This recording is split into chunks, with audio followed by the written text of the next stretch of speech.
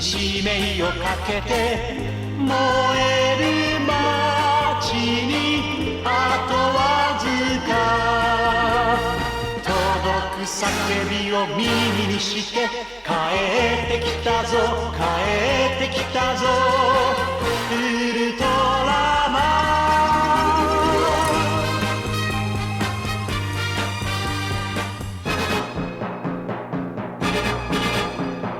ン十字を組んで狙った敵は必殺技の贈り物大地を飛んで流星パンチ近くに立ってウルトラチョップ凶悪怪獣倒すため帰ってきたぞ帰ってきたぞウルトラマン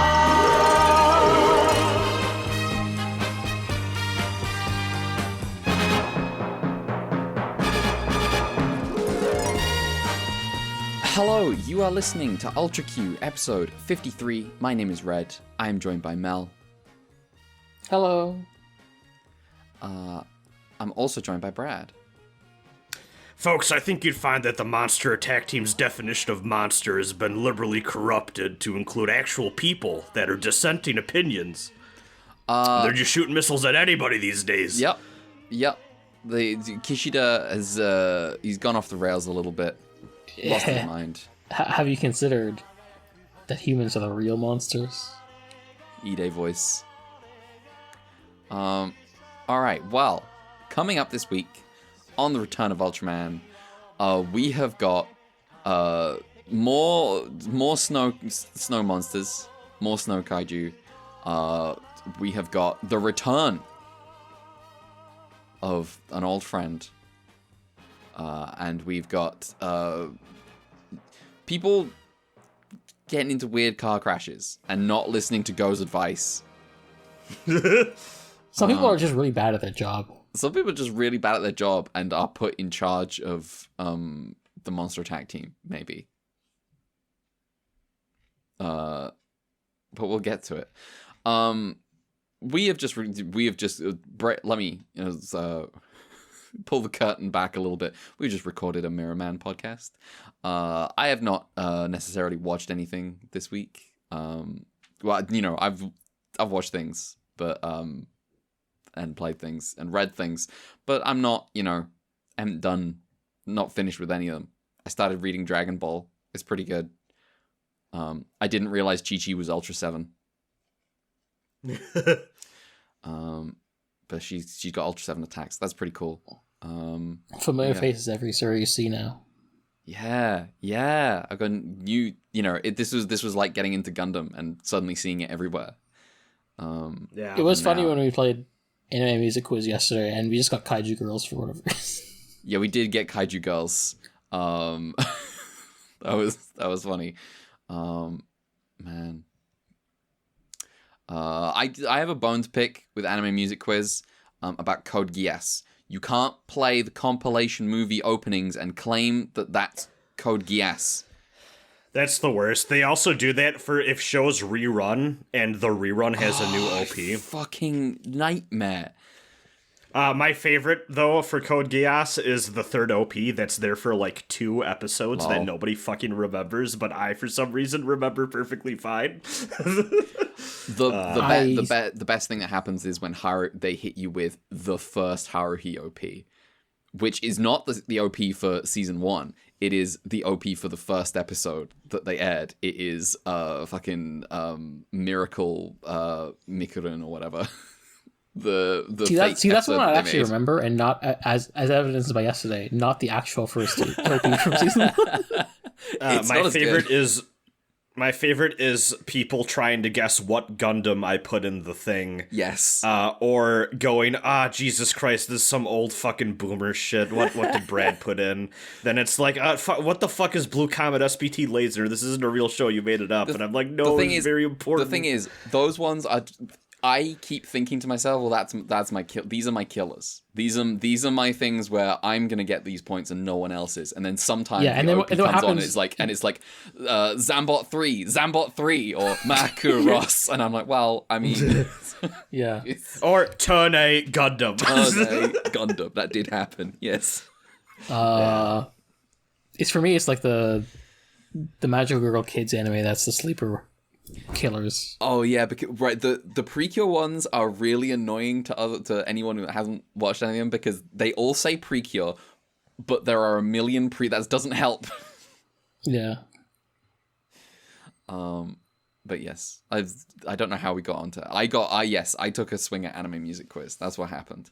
AMQ is a fun time. Me and my friends have been playing that for like a year and a half every few weekends. Mm-hmm. It's a good time. Yeah. All right. Well, that's kind of me. I haven't done shit. What's up with other people? I've been in the middle of a lot of things that I don't really want to talk about yet. Watched more Teen Titans. I guess I'll give a quick update just because we did actually get to the end of we got to the end of like the Terra arc or whatever, which Do they deal with Defeat Stroke? Yes. Well, yeah. Actually, yes, they do, but I know that doesn't really stick. But we all were kind of blown away at how short of an amount of time Terra is actually with the team. And how fast it is before she like betrays them or whatever, and that whole thing wraps up. But instead of like revisiting that as an adult and being like, oh, this is actually like a lot less like, a lot less time, or like taking that sort of stance on it, what I think actually our takeaway is like, oh wow, they actually do a lot to make you feel like she's on the team and actually friends with them before they do the she betrays them and joins the like Deathstroke and all that. And like really sell it pretty well for the amount of time that they have in 2 seasons. Because we all were kind of shocked that like, I think it's like 3 or 4 episodes between when she officially becomes a member of the team and when she sides with Slade. And it's like, oh wow, like when we were kids, we felt like she was there way longer. Like all of us individually. It was kind of interesting. The other thing, we have noticed that there seems to be some sort of Totally Spies-esque quota for Starfire being restrained every episode, and it's gotten shockingly. It is to the point where she is chasing after a dude with like reality warping powers that like is causing a storm, and like he's flying around on like a hover motorbike, and she's flying after him, and I literally said there's no fucking way, and then lightning starts to strike, but instead of it being a regular lightning bolt, the lightning wraps around her and then like pins her to the ground, and I was like, come the fuck on. It's so like, we keep joking about it, but like we can't unsee it. It happens every episode. It's so weird. But yeah, we're still having fun with Teen Titans. So that's classic making kids show stuff. Yeah. Like anytime there's a tentacle alien thing, it's like, okay, that's gonna wrap around Starfire and then throw her somewhere, and without fail, every fucking time. It's so weird. Wow. Mel, what are you up to? Yeah, again, because of Mirror Man, I didn't have too much, but I'll just give a quick update on some literature ends of things. One, I've been picking away more at Return of Romance of the Three Kingdoms, not Return of the Three Kingdoms. Return of the Three Kingdoms. They're back, baby. It's the sequel. But yeah. And then you learned that the Three Kingdoms actually didn't return; they're different kingdoms. I mean, they learned that by meeting the old kingdoms that have now returned. That are named the same. Yeah. Yeah, I picked it up again because I was like, oh, wait a minute. GP is going to get to the Three Kingdoms Gundam a lot sooner than expected, so I need to burn through that better. But yeah, I finally got to past the Battle of Red Cliff, so, important milestone. Still only a third of the way for the book somehow. There's still not Three Kingdoms, but you can see the shape of it. Yes. Because there's de facto 2 kingdoms, and then like one of them's who's going to be the other kingdom. But yeah, picking away at that. as so it goes. Also on the book end of things, I did finish another book this week.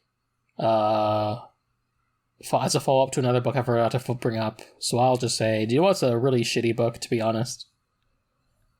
Oh, The Farthest Shore. Yes, you know what's a really good book? Tehanu? Yes. I need to read Tehanu. The Farthest Shore is really boring, uninteresting, kind of rote fantasy shit compared to like the previous two Earthsea books. So I wasn't a fan. I certainly seem to remember that after how fucking sick the Tombs of Atuan was, Farthest Shore felt like kind of a letdown. Yeah, it's too much of like, well, this is about the story of the true king, and Ged is his Gandalf. Mm-hmm. And then like 2 decades later, she comes back and writes Tehanu, the final book of Earthsea, asterisk, no it isn't. And it's like deals with the fallout of the Farthest Shore in an interesting way, while also being more of a sequel, like spiritually and thematically, to Tehanu by to Tombs of Atuan, by like having Tanara as a protagonist again. Except this time, that's the girl from Tombs of Atuan. Is that the girl from Tombs of Atuan? Oh, nice. Yeah. So she's the point of view character now, again, and so it is like a follow up to Tombs of Atuan as much as it is like one to the Farthest Shore, which is cool. That's cool. Except also, Ursula K. Le Guin has become more of a feminist in that time, and this is very apparent in the book. Some people may feel like she's beaten the head over it a bit, but I still think the work is good. Okay. A lot more trigger warnings on this one. Holy fucking shit. Some bad shit happens. And there is very much a lot of, damn, the patriarchy fucking sucks in this book. But, it's still like, how the whole good. Mm-hmm. It's not the thing she's saying is bad. It's more like, damn, you're not being subtle, are you? Which, to be fair, subtlety is for cowards. But yeah, it's cool. I have had it was just a book I sometimes noticed on a shelf of, I don't know which of my parents, if either, have read them. But just this book of just this of all four of the Earthsea books, because they're quite short. Yeah. And the Tehanu art is just fantastic. And I can't wait. Is it like the big tome, like hardcover one? It is not hardcover. Let me see if I can find that. Which is Earthsea. Because the one I have is like a big illustrated collection of all of them. I was listening to the Shelf by Genre yesterday, and I think one of the comments on it was like, so maybe these illustrations, some of their choices aren't the best tonally for the scenes in Tehanu they are depicting. This is the edition I've got, and has been in this is different then. All my life. I've had this basically. Okay. Yeah, that one's cool. Also, just an aside, I was thinking back on, partly because of like the Wizard of Earthsea Shelf by Genre thing. I just remember there was a parallel thing with Ged failing to save a kid with a cold, basically, and then proceeds to kill 7 dragons and become a Dragon Lord. And he comes back and everyone has a festival, and his friend is like, well, who's the friend who's the kid who died? Mm-hmm. He was like, damn, I didn't know you were so good. And he just immediately feels like shit. Yeah. It just reminds me of our discussion of episode 33 of Return of Ultraman, where we're just Ultraman can save the day and fight the kaiju, but he can't actually save the people on the ground. Yeah. I think that's cool. I think that's a cool thing to have in your works, I think. Yeah. That's definitely the big thing I think about in that episode. Nice. Well, I'm looking forward to reading that. I'm considering just rereading the books because they're short, they're quick. Yeah. They're doable. Yeah. Up next, I got the Tales of Earthsea, which is a short story collection. Nice. On the other hand, if there's like a 20-year gap between the books, I should be able to just like jump in, to be honest. Yeah, you can probably do it. It's just like real life. Yeah, just like real life. I did not read these 20 years ago. I only read them like probably like 5 or 6 years ago or something. Well, you gotta wait 15 now. Ah, fuck. Those are the rules. Oh, man. Ah, shit. I watched Gundam way too quickly. Yeah. This is your penance. Clearly. All right. Well, if that is everything, this is a very short segment compared to usual. However, we can get into the Return of Ultraman. Are we ready for Return of Ultraman? Yeah. I like this week. Let me tell you about... Let me just scan down and see if I like this week. I do like this week. All right, let me tell you about episode 40 of The Return of Ultraman, the Winter of Horror series, Phantom Snow Woman, featuring Snow Woman monster Snowgon. Actually, I just want to interject real quick. Yes. I do think it's funny hearing you both say, "Oh, I like this week," and when like as opposed to last week when it's like the pivotal moment of the show for most fans. Look. It's fair enough. I just think it's funny to highlight the Our ways in which we are different from like from like the consensus, quote unquote. Yeah. We're doing important work for Ultraman. It's just, it is what it is. Let me tell you about an episode with a truly fantastic punchline. Yep. I'm glad we're all honed in on this. Jiro and Rumiko are going on a trip up a mountain. And while Go can't come because of work, he wants them to go on ahead without him and enjoy themselves. Matt is tasked with investigating the disappearance of couples who are presumed to no longer be on planet Earth for some reason. I don't know why they've assumed that. Dan stops and thinks, and when he hears this, and thinks, oh, well, they're not really a couple, so... Go? Explain this gut feeling you're having. About Jiro and Rumiko, please. Explain yourself, sir. Meanwhile, Jiro and Rumiko are staying the night at a mountain lodge with a bunch of other people. The caretakers stop by and ask if there are any newlyweds, and a couple identifies themselves. The caretaker explains, we have a special private cabin just for couples, and everyone has a laugh and sends them on their way, and a couple of guys jokingly lament the fact they're single. Classic stuff. In the night, despite all the heaters being on, everyone in the cabins gets mad cold. Jiro steps outside for a sec and sees a young woman, one of the two caretakers, stood out in the snow looking pale as fuck. He goes back to bed, but the couple in the private cabin get attacked and disappear. The next morning, the caretakers claim they must have got embarrassed and left before daybreak.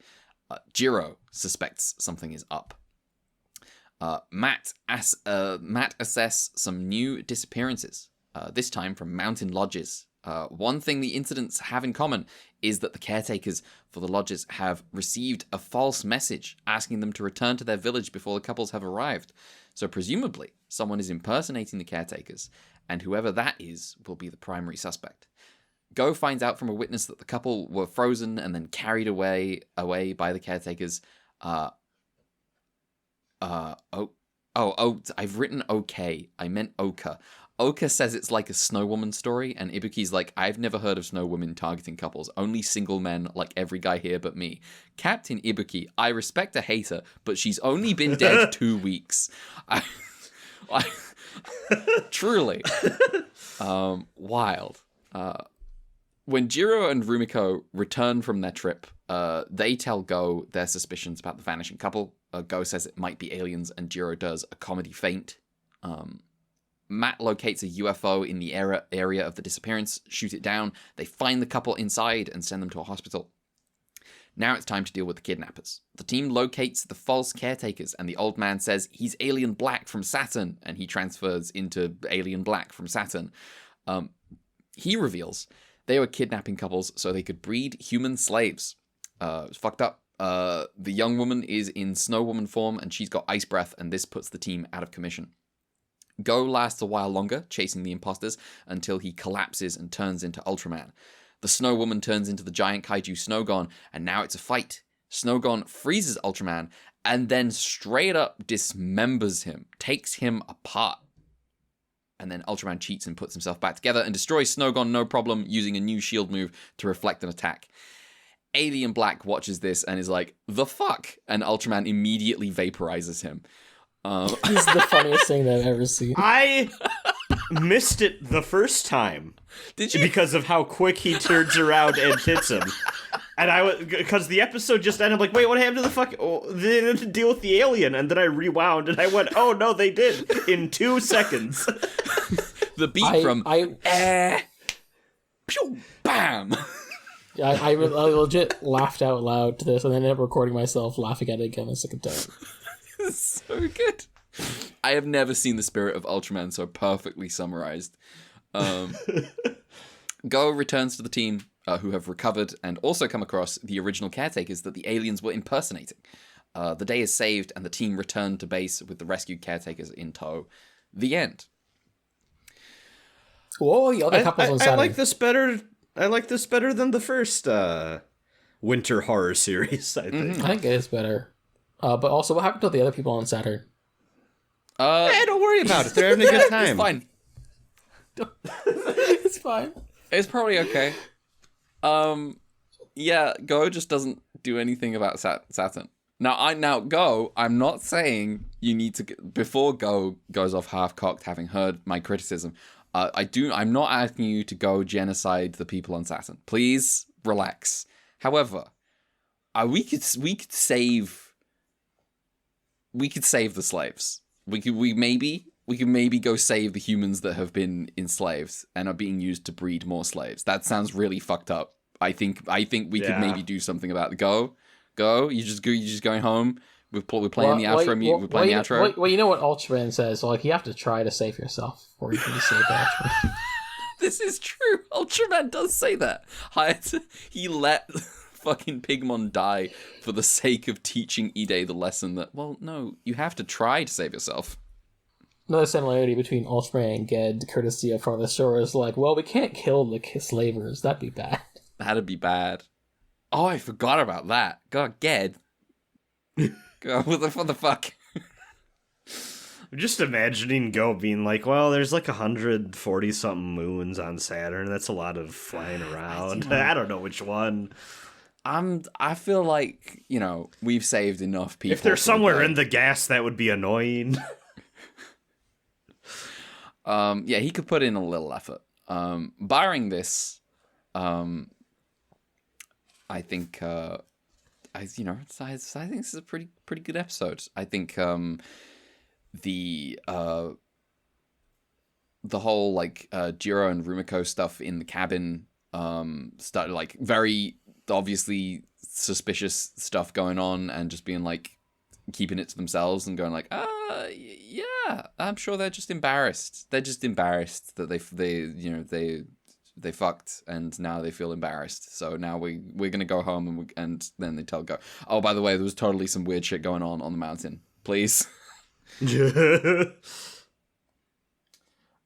like all this kind of weird, suspicious stuff going on in the first half of the episode.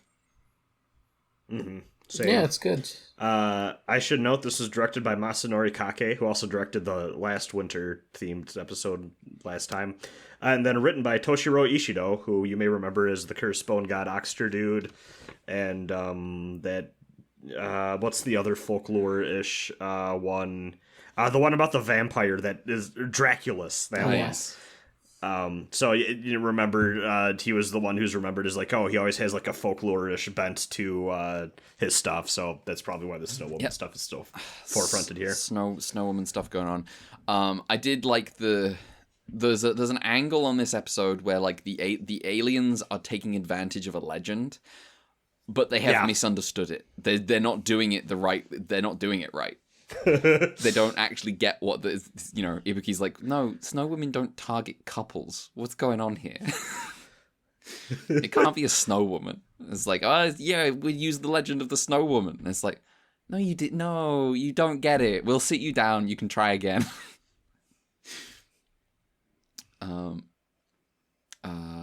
Yeah, I think the bit when Ultraman gets dismembered is pretty good. Metal as fuck. That's good shit. He's deserved for his crimes. Deserved for his crimes. Absolutely. And then cheats. Just fucking cheats again. As usual. As usual. Yeah. I don't have on. It's weird. I like this episode a lot. I don't really have much to say about it. It was just kind of fun. Yeah. It's just you got frozen. It's funny. It is funny. Is it time to let this one go? No. Let this one go. Oh, it's frozen. Shut the fuck up. Yeah. Oh. let me just get my trivia stuff in. I've never seen Frozen. You're fine. Yeah, I haven't. I was not saying I'm urgently on the way to watch it. Yeah. I'm saying it's okay. I've got through life. If you ever in your life play Kingdom Hearts 3, you'll see it. That's never happening. I'm good. I'm playing Kingdom Hearts 3 one day. Both Alien Black and Snowgone are designed by Akihiko Oguchi. Takanobu Toya is in the Snowgone suit. I couldn't find any source on who was in the Alien Black suit. The special effects director for this week's episode was Yoichi Minoda, who was also the director for the last Horror Series episode. Nice. Very nice. Yeah, I think I think the motive of the aliens is like weirdly like fucked up for just like shoving into this kids show thing, but different times, I guess. You could just fucking throw that in there. It does feel like an Ultra 7-esque plot. Yeah, a little bit. Remember the episode where they just made women farms? They did just make women farms. But yeah, Alien Black getting fucked up is forever ingrained on my brain. It's going nowhere. That's the iconic moment. This is pretty for good. Ultraman now for me. It feels weird to move on so quickly, but if we have nothing else, we can move on to episode 41 of Return of Ultraman. Listen, we recorded Mirror Man. We're allowed to. We're allowed to. Also, the next episode is the return of an old friend. Yeah. Yeah. The Revenge of Alien Baltan Jr. is the title I have.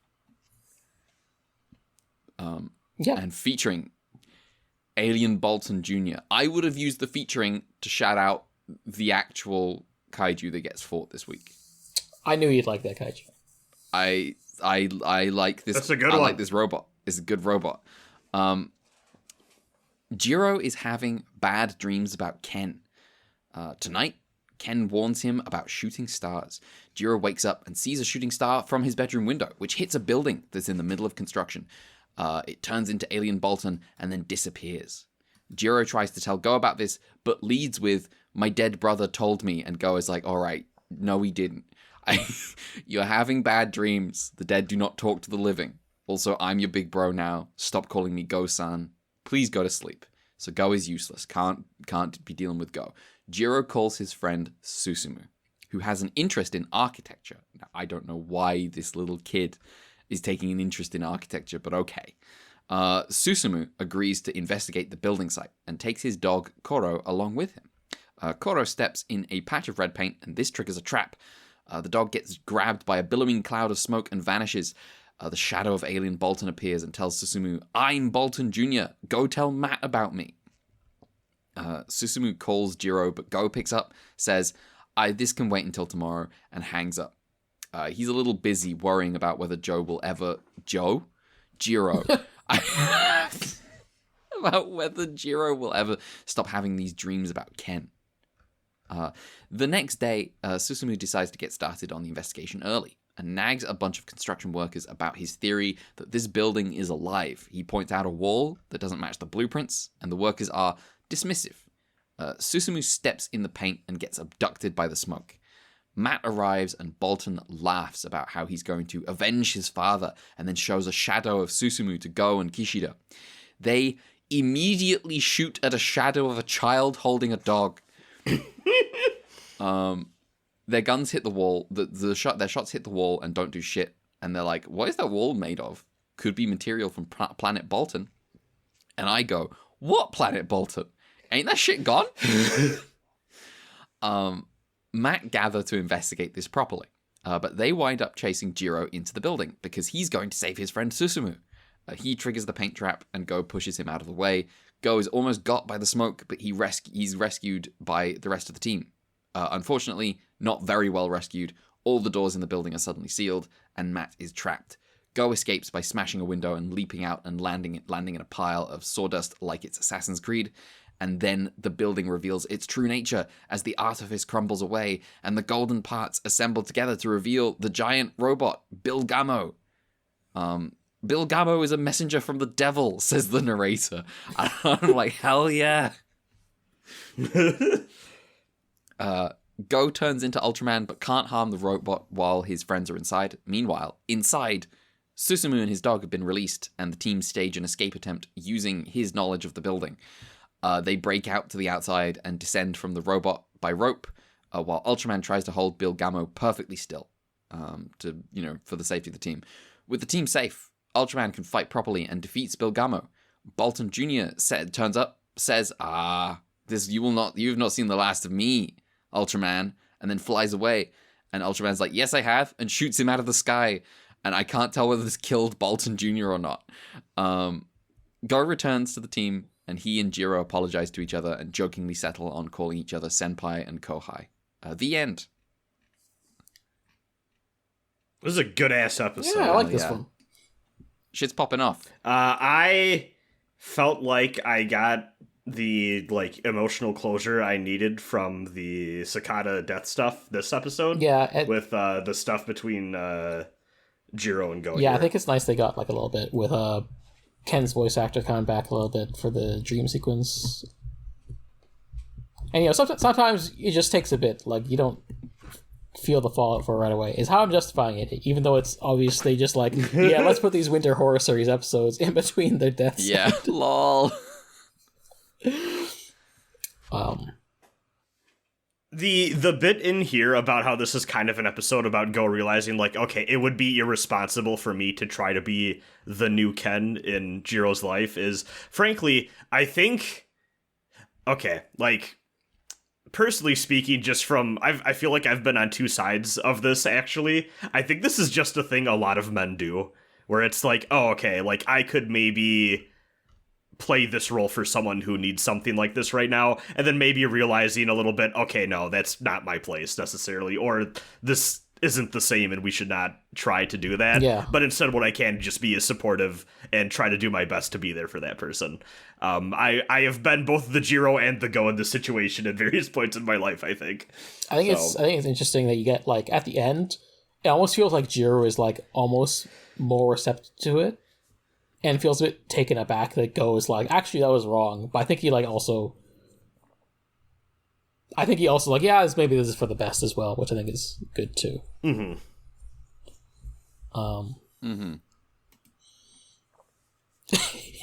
It does feel funny when Go's I'm your bro now, Jiro. Yes. I'm your big brother now.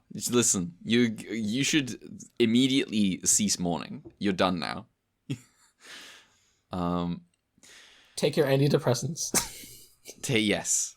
Take your pills, lie down, shut up, and I'm here to help. And Jiro's thing is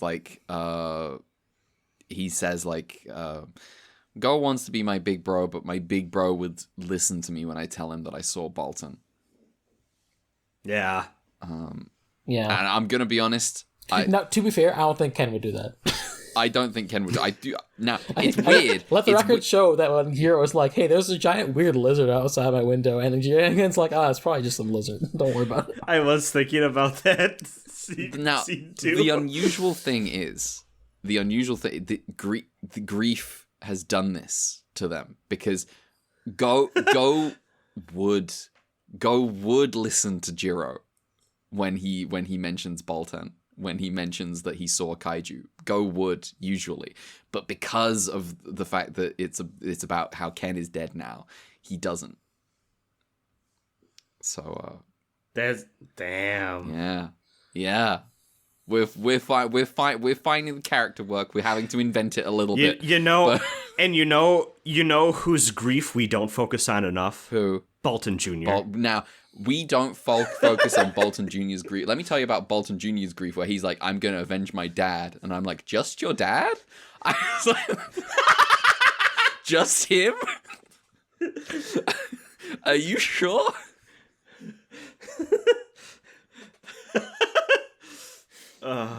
His father is the Baltan people.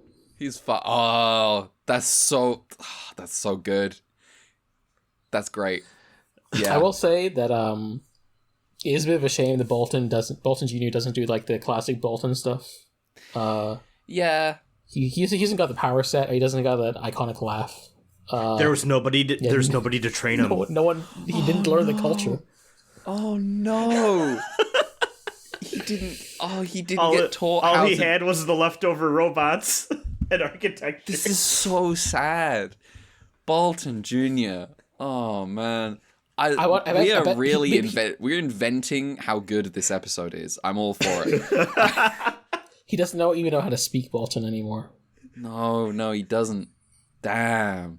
That's some real shit. See, what this episode should have been is going, you know what? I can't be a big brother to Jiro, but I can be a big brother to Baltan Jr. Taking Baltan Jr. in. Jiro, you have a new roommate. It's gonna take some getting used to, but I think you'll get along just fine. Will we ever? Now, this is a question. Mel can't answer this question. Will we ever get a team up with Baltan? Ooh, I don't think so. I think Baltan are always going to be certified evil. Oh, damn. I can see other kaiju we've gotten before getting like the traditional supervillain thing of like, you've been around long enough, like, and at some point you just become a friend, maybe. But Baltan, I always see Baltan being a stock antagonist. Damn. I think of Baltan as like what Goombas are to Mario, Baltans are to Ultraman. Wow. Like, that's in my brain how that slots in. Wow. Damn. Imagine if Mario wiped out all the Goombas. Let's go. God damn. He is Italian.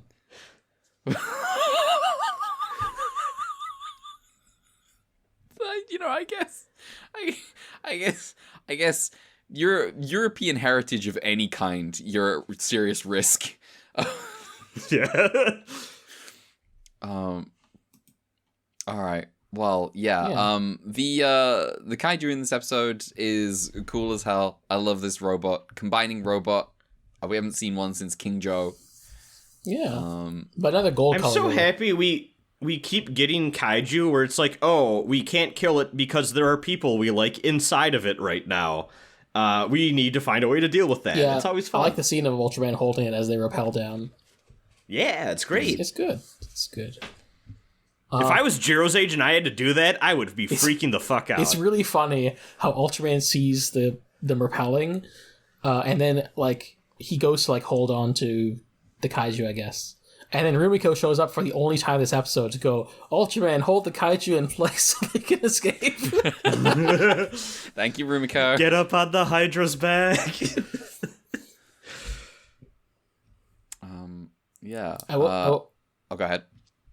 I just will say, like, someone in our YouTube comments for last week's episode did comment that, like, they don't have confirmation of this, but they got the vibe that, like, the two-parter that killed Aki and Ken was more of a last-minute thing, and so that more of the last stretch of episodes may not have been written initially with them not being the show in mind, which maybe Maybe some of the episodes had to be rewritten to account for the new status quo. But I feel like this episode obviously is more accounting for the fact.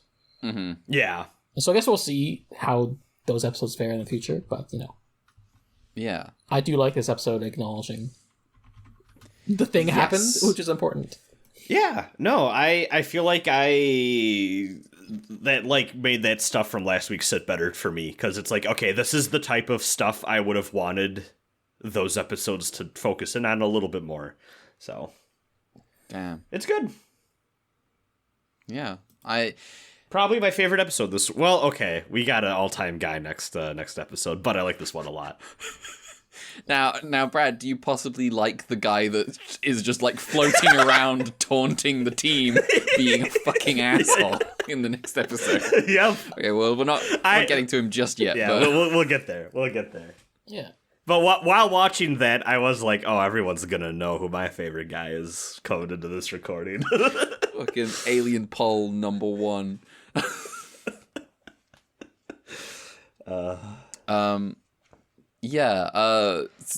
Susumu is in this episode. That's the most I can say about Susumu. He's rad. Most competent child. Well, actually, no. There was the child who actually tied up and kidnapped that other kid one time. But most confident and complimentary. Yes, most competent for the force of good. It is funny that Jiro just says, "Hey, can you check this out for me?" And he just does. And then he's like, he takes the blueprints for the architecture guys. Like, oh, let me study these blueprints. And I love how he looks at him for like 2 minutes and he's like, this wall's completely wrong. Are you all stupid? Basically. Susumu is the protagonist of some other show. This was a secret crossover. Honestly. It's funny that like their gun, the Baltan wall doesn't work. It reflects guns, but the guy's cane can break through it. Yeah, which is how they get the bricks there. It's like a dune shield. Oh yeah. You're right. I'm gonna be honest about the fight. I've watched the first part of that Dune movie. I'm gonna be honest about the fights. I'm not convinced that a lot of those kill shots were slow. I think a lot.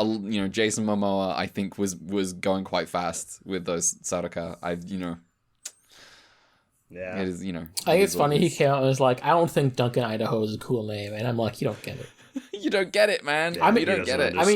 He doesn't understand the vision. Yeah. It's important that he's called Duncan, Idaho. It's very. All right. But yeah, do we have directors and stuff for this episode? Oh, we got some new guys. Oh, nice. So, directed by Takaharu Saiki, who started working at Toei in 1954 and worked as an assistant director for many years. Eventually, he made his way into being a primary director and made his directorial debut with the 1964 film Mud Dog, which I could not find literally anything about. However, in 1965, 1 year later, there was a labor dispute in which Saiki was a very active voice. Toei president Hiroshi Okawa, as a, kind of not liking this, transferred him from working at the film part of the company to the TV production part of the company, which, apparently wasn't super thrilled by, but he stuck around for a little bit. Primarily decided that he was going to work on TV from now on. Things he worked on included Spider-Man, Fireman, Return of Ultraman, and Kamen Rider Super 1. He also is noteworthy for being the main director on a magical girl tokusatsu show from 1990 called Bishoujo Kamen Poitrine, I believe is how you pronounce that, which is remembered as one of the more influential shoujo tokusatsu series from the early 90s. And apparently, there was a while there where it got parodied or, people were making, visual gags of it, a lot, that sort of thing. Just kind of influential work from that time. Later on in life, he would retire, but every now and again, he'd be invited to, come back from a place to do some more, scattershot here or there, 2-hour dramas or, made-for-TV movie type stuff, it looks like. And he also did a couple documentaries he came out of retirement for. So, pretty normal guy. He's not among peers. Yeah. This was written by someone who I have two names for. So the booklet I have here credits him as Shukei Nagasaka, but then his full name seems to be Hideka Nagasaka. And I think Shukei, just based off the credits I saw that have that, this might have been the name he used when he was primarily doing like tokusatsu stuff. Maybe as a way to separate it from his quote-unquote more serious stuff. But he was apparently pretty green when he wrote this episode of Return of Ultraman. Like when you look at this guy's involvement from the series from like the Return of Ultraman side of things, they specifically cite this guy as being one of the more rookie writers on the team. He decided to pursue a career in screenwriting after watching the film adaptation of the 1958 hard-boiled detective novella The Beast Must Die. After graduating from high school, he worked at a plastics factory, and then he eventually got a job at Toho Studio, serving as an art assistant for 5 years. And then, from there, he made his way to the television department's planning team. And then he finally, after many years, got a start writing TV shows. About 10 years after he graduated, he finally got to do the thing he wanted to do. He worked on several shows from this era, but the most notable one he seems to be remembered for is Android Kakaider. And most significantly, he made several story contributions that people remember him for. The first thing is that the other writers on the show he felt weren't emphasizing the protagonist's like moral struggle between choosing to do good or evil. And he decided, I'm going to really key in on this for my episodes and really highlight it. And apparently a lot of those episodes are remembered because of that internal struggle for the protagonist. He also had a lot of say in the writing behind the creation of Hakaider, who is his primary rival in the show. Noted, in the 1980s, cool guy with the cool movie Hakaider. Yeah. Yeah. In the 1980s, he mostly distanced himself from doing tokusatsu stuff. However, there was one anecdote which I thought was funny. Apparently one day on TV, he caught an episode of Kamen Rider Black, and he went, "This is cool as hell." And he called up his old friend and toy producer Susumu Yoshikawa, and he told him that the price to get him to join the project was just too high. Like, they told him, like, you're too good at your job and you command too high of a price to get you on board to this project. So he was not allowed to work on Kamen Rider Black. Fucking sucks. He's right. Kamen Rider Black is sick. He did, however, go on to work on Toku projects a little bit later. Notably, we are going to see him again contributing to Ultraman Zerth. So, cool. I still don't know what that is, but Zerth is a good name. I like that. Yeah. It's like, it's Earth, but Z. Isn't Zerth the name of the thing from Bokurano? That is true, I think it is. I've seen the name Zerth in a bunch of contexts, so. It is Zerth with a Z on front of it. It's a slam. Yeah, it is. Zerth is Bokurano as well. Bokurano, fucking good. Highly recommend. Yeah. Wow. I want to see Kakaider at some point. Mm-hmm. I've seen the theatrical version of the Hakaider movie. Okay. There's a director's cut I can check out at some point, but yeah, I want to check out like the Kakaider and Kakaider 01 Toku shows. Apparently they're like, at the time they came out, it was like, it was as big as on par with Kamen Rider, which I guess was like still doing 71/V3 at the time, so. Mm-hmm. It's more of like a niche thing, like, oh, that old show, in the way Mirror Man is, I guess now. But like at the time, it was like one of the big Toku pillars of Toei. Mm-hmm. Also, I'm realizing, because I was like, this seems wrong. That was supposed to be, the producer's name was Susumu Yoshikawa. I forgot the S. And Yoshikawa. Sorry about that. Damn. Get fucked, Yoshikawa. Yeah. Maybe you should pay your writers more. Wow.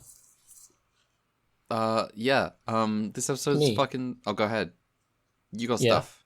Go for it. Yeah. Special effects director is Kazuo Sagawa. Both Baltan Jr. and Bill Gamo were designed by Kuji, and then Toya in a suit. Apparently, bringing back Baltan Jr. was an effort to bring back old kaiju to boost the ratings. You know what? Fair enough. Fair play. Sometimes it's fun when you get the old guys back, too. Yeah. Not you, Aita. I'll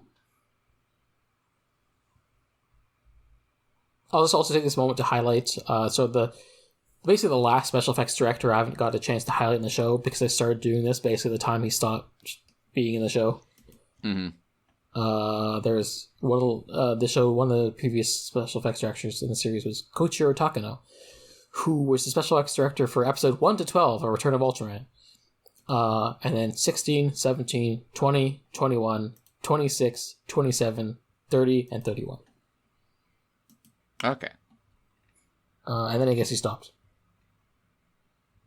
Wow. Maybe this is around the time Mirror Man was happening, because he was on those first few episodes of Mirror Man. He was the director for like those first 12 episodes of Mirror Man, I think. So, so Mirror Man's fun. Oh God. Yeah. Go listen to the episode, whether it's out or I was about to say, listen to our Mirror Man coverage. It will. Yeah, it could be out now. It could be out after this. Who knows? It will not be out. It will see. not. It will not. I guarantee. Cross my heart. Hope to die. It will not be out after this episode. It will be out before. If it's out after this episode, this will be really funny. Yeah. It will not be. It will already be out.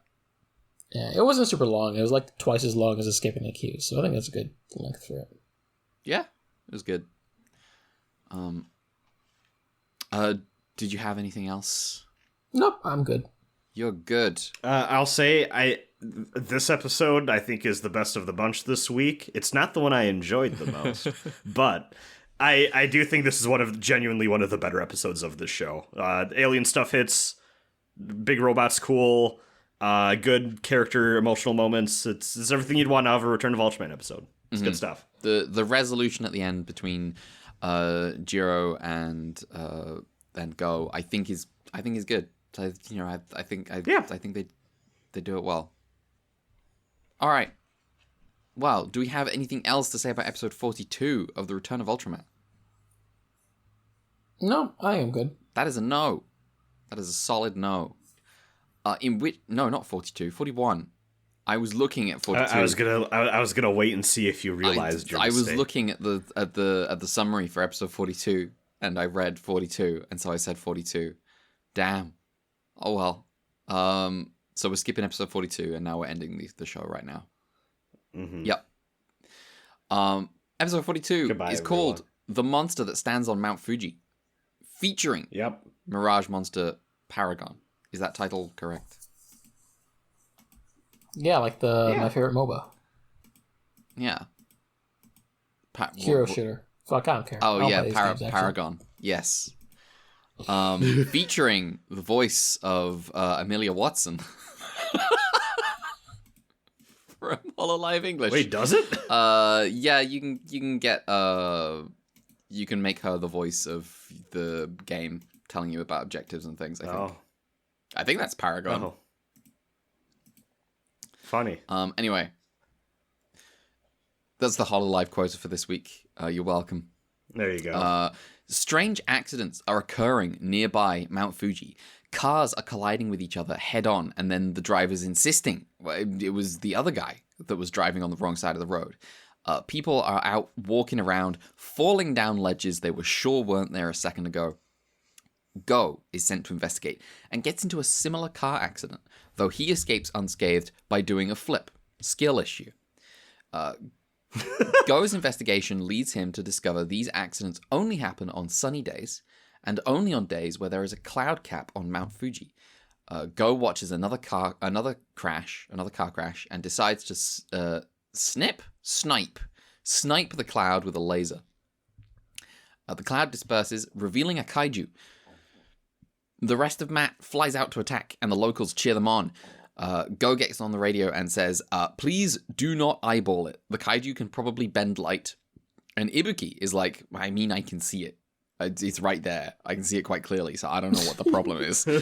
Immediately, two of the planes crash into each other, and the pilots eject, while the other two try to fire lasers, which the kaiju just bounce back, because lasers are light.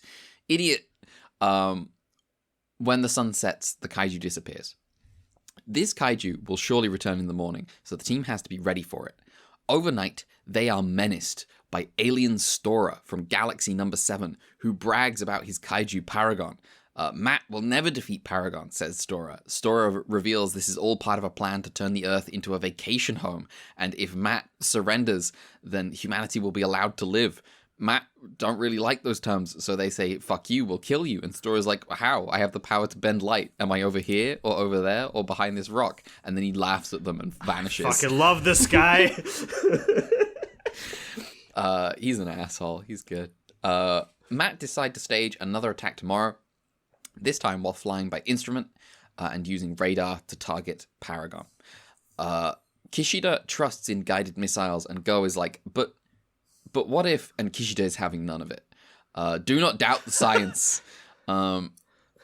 It's funny, there's just like, Kishida's like, do you doubt our science, Go? And Go's like, well, actually, my concern is based in science. Yes. Do you doubt our science? He's like, well, you can consider that radar involves light and electromagnetic waves. It's very, very silly. The morning comes, the attack kicks off, and Ibuki launches missiles at where his radar says the kaiju is. And on the ground, Go and Minami and Ueno find themselves dodging Ibuki's missiles. Ibuki tells Kishida, he's like, okay, we have to abort the attack immediately. And Kishida he's not having none of it. He is firing off missiles like it's ace combat. And not only the team on the ground, but the locals as well have to evade this destruction. Matt will be finished if Kishida is allowed to continue. Go turns into Ultraman and Spacium beams missiles out of the sky. Then he uses the bracelet to apply vibrations to solar waves, and this reveals Paragon's location. Ultraman fights Paragon and finishes the kaiju off by toppling it into Mount Fuji to burn in the volcano. This also, through some connection, immolates the alien Stora. Goodbye, alien Stora. When Go returns to the team, Kishida wonders if it truly is Go or just the light playing tricks on them. Ueno charges into Go, topples over, and observes that, that's the real Go. They all have a good laugh. The end. That was fun. Yeah. Alien Stora. The highlight of this episode is there's just this extended scene at night where the most they can get Alien Stora to do is just hover and just like move left and right, while this really distorted this voice that sounds like it sounds like the guy from the meme where he's going, I am under the water, please help me. It just sounds like that for the whole thing, while he's going, yeah, you suck, you can't do shit against me. I'm thinking of turning your planet into like a vacation home. Does that sound okay with you guys? And they're like, no. And he's like, oh, no, they say. Lol. He rules. Yeah. There is an investigation portion of this episode that I do quite like. I thought it was going to go longer. It did not go very long at all. But, you know, it was fine. I think it's funny that, what's his name? It's funny that, like, Go crashes into the guy, and, like, the guy's pretty good-natured about it. Yeah, he's just like, you know, it was probably my fault, and Go's like, no, listen, this has been happening. Don't worry about it. Yeah. Meanwhile, everyone else is getting extremely angry at each other all the time. The stuff with everyone dodging Kishida's missile barrage is incredible. He has so many missiles. He's got so many. It's fucking. It ain't even Ace Combat 0 out here. It's Ace Combat 6. The missions are too long, and they've given you 400 missiles. Damn, bro. Just firing them off like nothing. That costs a lot of money. Anyway, Kishida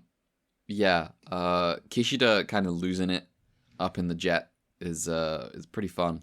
While everyone else scrambles on the ground, you get like lots of the locals yelling at Matt, going like, damn the monster attack team. And there's a guy pulls out a rifle and starts aiming it into the sky. I'm like, what are you gonna do?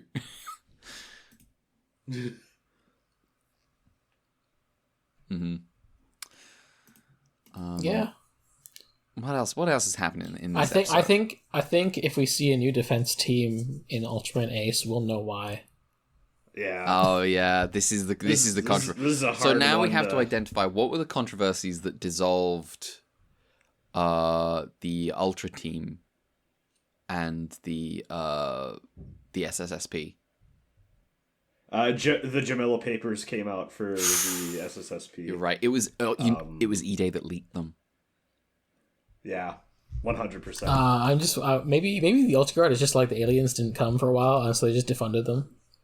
Oh yeah, and then God, yeah, that's gotta suck to be in the Ultra Guard. You're just kind of chilling for a while there. Man.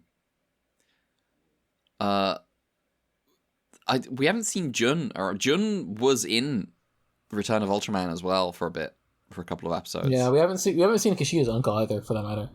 Oh, Kishida's uncle hasn't been around in forever. We should get his uncle back. I liked Nepo Baby Kishida. I mean, he's still a Nepo Baby. He's still a Nepo Baby. He's been less of a hater lately. Because him and this episode's from more hate energy. He's got more hater energy this episode, but he's still, generally speaking, on the whole, best bros with Go. Ibuki, I'm not convinced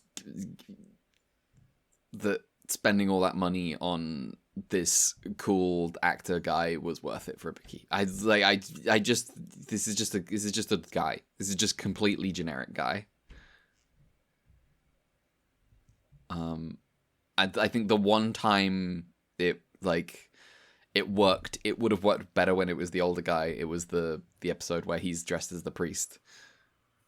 Yeah, I agree. That was when he was the coolest. Mm-hmm. I mean, the thing is, that's kind of an inherent part of dressing your captain up as a priest. As like this mysterious guy inciting Go to go save the world or whatever. But yeah. I mostly just thought this episode was fun. I thought it was pretty decent. Yeah. Mostly set piece stuff. Oh, go ahead. I like the part where the illusion is that Paragon's really big, and Ultraman lands at it. It's like, oh no, even I'm dwarfed. Oh yeah.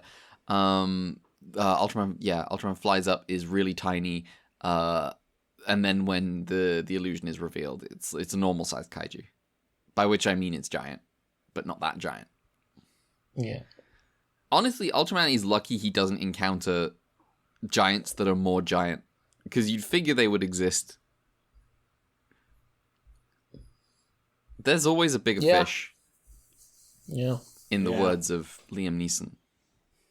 There's always a bigger dreamer. In the words of Wada, etc. Yeah. I think this is just a fun, we got a wacky monster and we have an excuse for cool special effects episode. Yeah. It's not trying to be anything incredible, but what it's it's aiming to just be, here's a fun little Ultraman monster of the week thing going on here, and that's it. Yeah, that's pretty good. Solid episode. Do we have production notes? Let me open up the booklet. It's returning people. So this was also directed by Takaharu Saiki, and then written by Toshihiro Ishido, which I don't really feel like this was really all that folklore-y, so there's a little bit of a break from that. So it does, and now on the other hand, it does have that thing where it's it's based around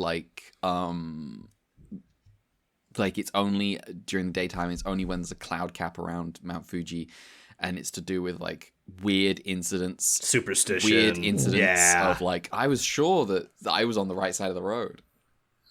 That kind of thing. I can see the vibe. A monster that lives on the top of the mountain. Yeah. It's that kind of thing. Speaking of the kaiju, do you have any notes about the kaiju? Oh, yeah, yes. It is the kaiju that we're talking. Yes, it is. I've almost forgot the format. Go for it, Mal. Anyway, another Gucci design on both fronts. I don't know if there's a suit actor for Stora, but it could have been a puppet for all I know. The Paragon suit actors, because there's two of them. It's Toya and then also Kanemitsu Arikawa, because this is another suit where you put two people in it. It is. It was designed with like similar inspiration as Dodongo, which is the dragon from episode 13 of Ultraman. But this time they were like, Dodongo's suit, the person in the back was having a rough time because he had to bend over, so they made the tail more upright and had a compartment inside it, so this way the person in the back would be like able to stand in a Paragon suit. And the special effects director was Kazuo Sagawa. Nice. Yeah. All right. Okay. Do we have anything else to say about this episode? What are we missing? One of the greatest aliens of all time. He's fantastic. What a perfect He's answer. a fun guy. I feel like we have blitzed this today. Absolutely remarkable. Yeah. But you know what? I'll take it. I'll take it just this once. Because we did talk about Mirror Man for like an hour and something. Yeah. So works for me. Do we have color timers? Yeah, I got color timers and the other stuff I gotta do. Go for it. So color timers, episode 40, 3 minutes 34 seconds. Over. Episode 41, 6 minutes 19 seconds. It's way over. What the episode fuck? Episode 42, 4 minutes 58 seconds. But come on. 6 minutes? They weren't even trying this week. What's the longest we've had? Wait, well, no, actually, we had, like, the last week we had that, it was really long because he was trapped. 17 minutes. Yeah. 6 minutes ain't been that. But yeah, 6 minutes is still long. All right. Well, Mal, hit us with some stuff. The LGQ run back. First of all, I must apologize. I got the special effects directors last week wrong. Oops. Dun, dun, dun. So for last week, Toru Matoba was the one for episode 10. This Super Express Goes West. And then Keiji Kawakami did episode 11 and 12, which is a Balloonga and I Saw a Bird. And because there's no new kaiju to bring up, I'll just say right here. Episode 15, which is the Pegula Round 2, was also done by Kawakami. Also, since I mentioned it, here's M1's original design, which I think is a lot better. Oh, that is better than the original, than what we got in the end. Yeah, I like this. This is a creature. I like this. Anyway, this week's a bit stacked because we got some classic guys in this one. All right. First up, Garamon. Hell fucking yeah. Special effects director for both Garamon episodes was Matoba. The suit actor for Garamon was Minoru Takahashi. He was chosen because he was small and the Garamon suit was small. Nice. The reason they made the suit small is because if you remember, there was the dam set and they didn't want Garamon to be tower over the dam too much. The designer designer sculptor duo that we know, Taro Narita and Ryosaka Takayama. The wiki apparently made sure to note, hey, the suit is made of urethane and latex. Thanks. Apparently the original plan was for Goro to reappear in an episode called Goro versus the Space Monster, with Garodama, the episode meant to be like a prequel setup episode, where I guess like the meteor falls and the space monster comes and then Goro would fight it.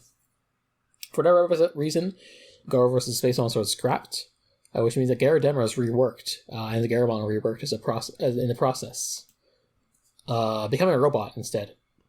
Though apparently a concept for Garurumon was that it was being an alien creature that like absorbed the wildlife of the area, with as more of a chimera motif, and you can kind of see that bit in like its more skeletal hands. Also, because Garurumon was really popular, episode 13 was the first colorized episode of Ultra Q. No. Okay. That makes sense because it's like kind of the quintessential Ultra Q monster. There's a weird anecdote when filming the Garurumon episodes where apparently there was an incident near the Super Eyes studio where a kid, there was a monster sighting near a park, but apparently there was a kid playing a prank where he got like it said stuffed toy, but maybe it was a suit from storage? I'm not sure. But in any case, apparently at some point in the kerfuffle, the Garurumon suit almost got lost, and they almost had to cancel filming of the episode, which is... Oh, damn. Thank God they didn't. Yeah, it's a good one. Well, Wait, so hang a on. kid The stole... follow-up is a good one. So a kid stole the suit, and someone reported it as an actual monster sighting to the police. Yeah, well, I don't know if a kid stole the suit. It says stuffed animal, but I also seen stuffed thing applied to...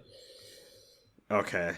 I don't know. I'm not 100%, but something happened. It was weird. Happened. All right. And you know what else is a classic guy? Who? Kanagon. Hell yeah. Matoba also just directed this episode. The suit actor was Haruyoshi Nakamura. And once again, Toru Narita, Ryosaku Takayama. Just a hunch, I feel like the Ultra Q monsters that are most like classic guys in the Ultraman sense are probably going to be Toru Narita's eyes. He had some bangers. Yeah. It's just that he went out in a really funny way, and so I have to laugh at him every time he's brought up. So the head of Kanagon was based on a Gamauchi coin purse and also a seashell. Apparently, they kind of based the torso off of a pregnant woman for some reason. Reason being is that the protruding belly plus the inclusion of a tail was meant to help make the suit more balanced for the person inside it. Okay. There's also considerations made for the suit actor's fingers in the suit because Kanagon would be picking up coins in the episode, so they didn't want like the dexterity there. The writer of the episode, Masahiro Yamada, based the script off of his son, who was apparently bad at math, but really good with money in terms of counting money. So damn, that's funny. That really says a lot about our society. Apparently, Kaneo's child actor, was already hit puberty, so they dubbed him over with a woman who could make him sound more convincingly like a child. That's silly. That's ridiculous. Okay. Also, with respect to the episode director, Harunosuke Nakagawa, even though Ultra Q was filmed at 35mm film, like in theaters, he said that Nakagawa filmed at like a 60mm something. I forget the exact wording, but it was like... Yeah, I remember this. I think we talked about this. Something about his filming for this episode was like, or his style was at 16mm kind of like target range. And I get the impression that this was more wasteful for the film, ? Or maybe it was an effort to save film. But either way, the result was the crew would give him the nickname Harugon the Film Eater. I see. I wish I knew more about film to understand what that was about. Anyway. Last guy. From Garurumon Round 2, the Cicada Man. Also classic, man. Also, once again, Topa to the special effects directorship of the episode. Once again, Narita Takayama sculpted the body, but apparently Akira Sasaki did the head. maybe it says suggests that maybe in like the script or something or internally he was referred to as a Planet Man, which is why I bring that up. Planet Man Dan. The Ultra Series wiki also says that he's referred to as Alien Q sometimes, which is funny, but I don't think that's it. Apparently, originally the eyes were not luminous, but this was changed just before filming. And the Cicada Man head would later be reused to mold the Baltan head for Ultraman. Oh, I can see it. And on that note, I have a bonus trivia. Bonus. Hit us. Because some of you remember that the Cicada Man was not only in Ultra Q as far as shows we covered. Oh, it was in Blazer. Yeah. Yeah. So I ended up finding some Blazer trivia. Go for it. Obviously, the fact that there was a cello case as a MacGuffin in that original episode was the impetus for making a music-themed episode based around Garamon and the Cicada people. Mm-hmm. Originally, the staff were going to pick some existing classical music, but the episode director for the Laser episode was Tomonobu Koshi, and he was a fan of the musician Hideki Toki, who played the main guy in the band. He was a fan of that guy since he was a student, so he was like, hey, I'm a fan of your work. You want to make like an original song for the show? And he agreed. And that was like the main track we got, besides like, the Ultra cover. That was the main one in the fight against Garamon and Earth Garon in that episode. Mm-hmm. I think I got the impression that there was like two versions recorded. There was like a pre-recorded one they put over the footage, as well as the one they performed on the stage that was being filmed. And the musicians, when they watched back the episode, were really like impressed and taken aback by like how much care was put into like melting their, like making their performance like look good and also melting into the plot and stuff. Mm-hmm. Like making it feel like it mattered, like, and they were like they really appreciated like they shoved the ads to the first half of the episode so they didn't cut off their musical performance. Yeah. And just a note, Hideki Togi, the lead musician guy, ended up having like sharing a dressing room with not necessarily, I don't know if a dressing room per se, but ended up interacting a lot with Konami Naito, who is the actress for Henri, and they ended up becoming friends, and they went to concerts together, which is fun. Nice. And yeah, I feel like maybe when we eventually do the Blazer movie, I'll just quickly go over the directors and writers of that show's episodes, because we didn't do that when he did Skipping the Queue. Mm-hmm. It's probably worth doing, because I think the info's out there now. So. Yeah. All right. Well, unless we have any emails... We got one email, but it's not a subject to one. It's a short one. Okay. Shoot. This one's by... I forget if this is your first time or you came before. I'd like to note the possibility that Shin Hayata does not actually appear in episode 38, but might instead be that Ultraman chooses to use his appearance as Seven does. Which would be really funny. It's so fucked up in a way. He really likes Hayata. He like, what was there for Ultraman to like about Hayata? Oh, Ultraman liked Hayata because he kept quiet. Because he didn't assert his personality in the duality at all. I need a man who won't take his hand off the lever. He's just like absolutely just like, oh, what a perfect human being that was. Just didn't have any opinion about any problem that we encountered whatsoever. I was free to nuke shit. They also mentioned that there's some shenanigans with respect to Ultraman 2, quote unquote. They mentioned a recent reshoot short, but I don't know what the YouTube short is, so I don't know if you can send that, maybe that'd help. But yeah. Mm-hmm. Yeah, well, they just want to once again that there was stuff at the time calling him New Ultraman. So I see. Well, yeah, it would be pretty surprising to be watching a show called Return of Ultraman, and then suddenly the original Ultraman returns, and you're like, well, who's this guy then? Who is he? The new Ultraman. He's not Ultraman. Clearly, he's someone else. I think in the email it's just like because like Shin can mean new. He'd be called Shin Ultraman. So sometimes he's called Shin Man for short. Which is not to be confused with the Ultraman who is Shin Hayata.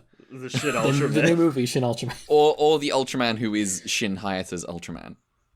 Yeah. You know, curiosity has gotten the best of me. I'm just gonna go on the Ultraman wiki right now and search Brad. Bradford Hill. Don't spoil yourself too much. Okay. Oh, it's a dub actor. Okay. There's already a red man.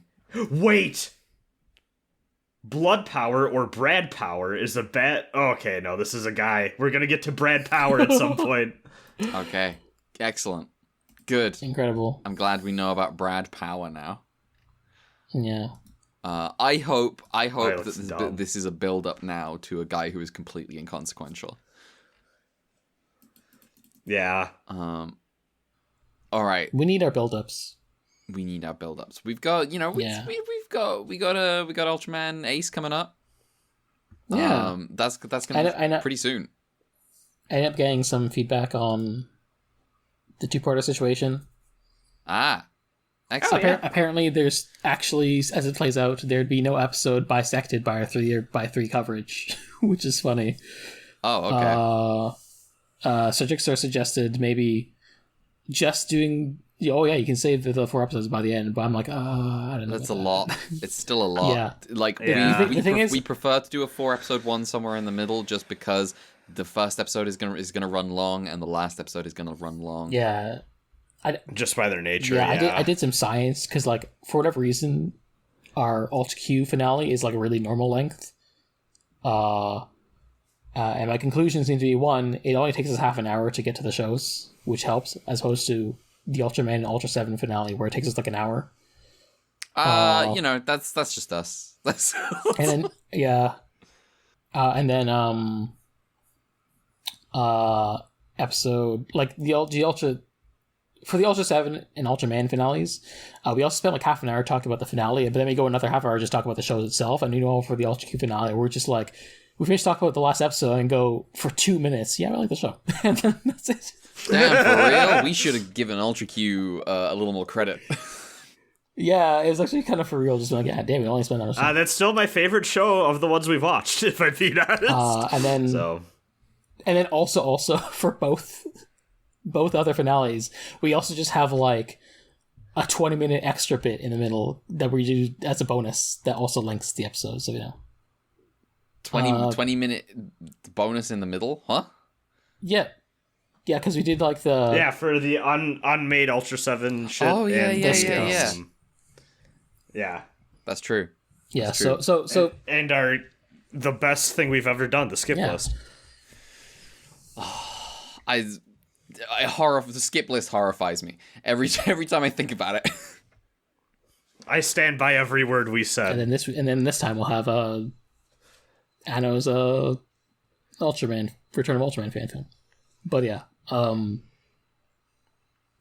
presumably, if we didn't have a random bit for Ultraman Ace, then it wouldn't make it go too much longer. But also, we're not to risk it, to be honest. Mm-hmm. I got another feedback that's like, there's a good part in the 20s immediately following a 2-parter, which is in a bad place to just tack it on an episode at the end. So, all right, we might just go with that route. Might just go with that.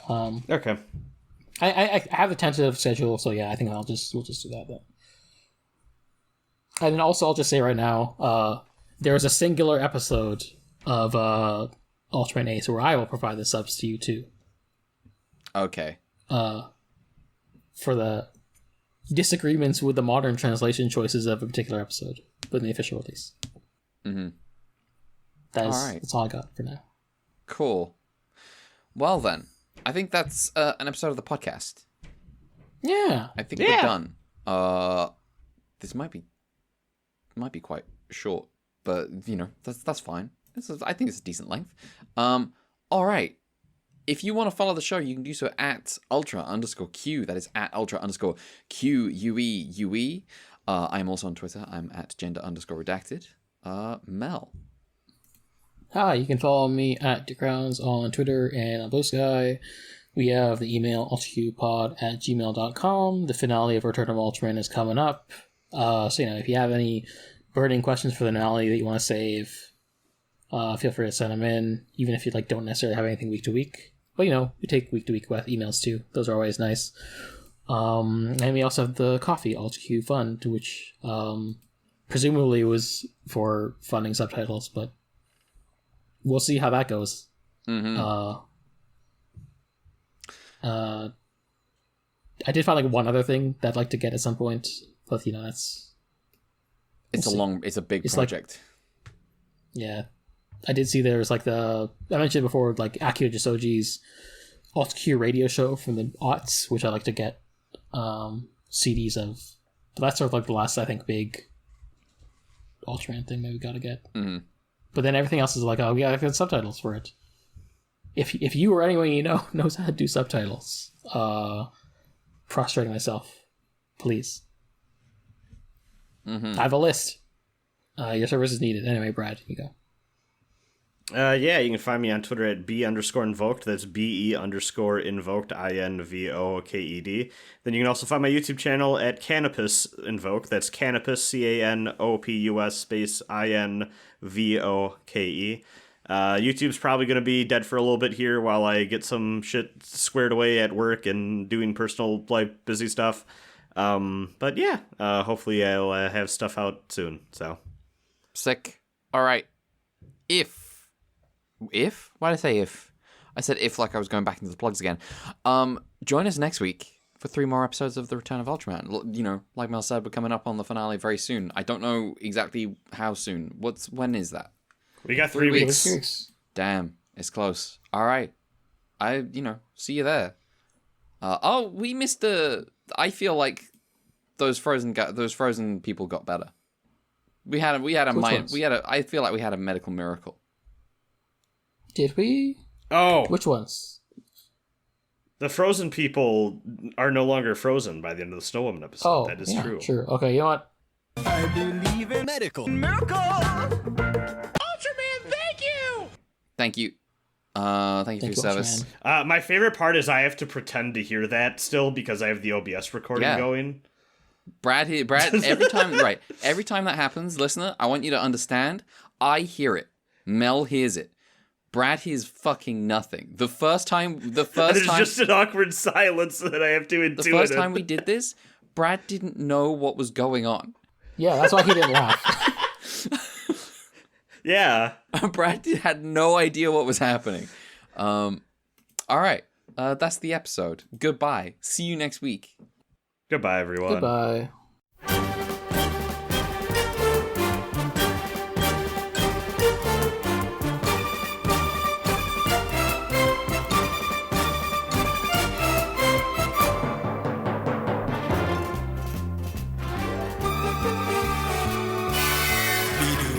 壊すぞ地響き立てて吠える怪獣大怪獣ふわっと開いた口から炎辺り一面焼け野原街が危ない死が迫る帰ってきたぞ帰ってきたぞ帰ってきたぞウルトラマンウルトラマンウルトラマン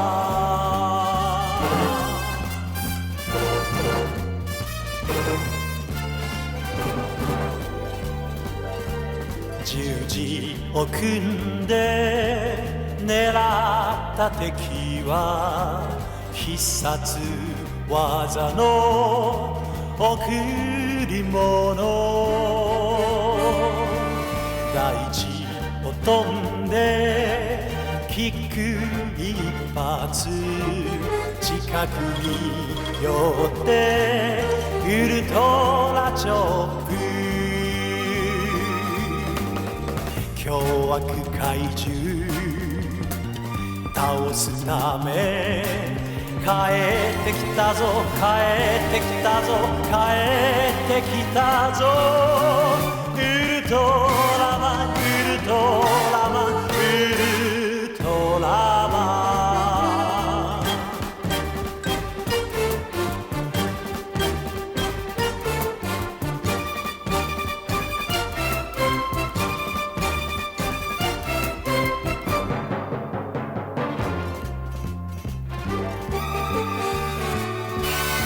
戦い進んで見上げる空に一つ輝く僕の星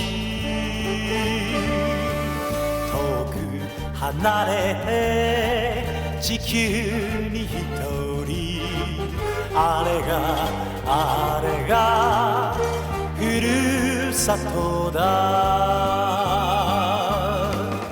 正義と平和を守るため帰ってきたぞ帰ってきたぞ帰ってきたぞウルトラマンウルト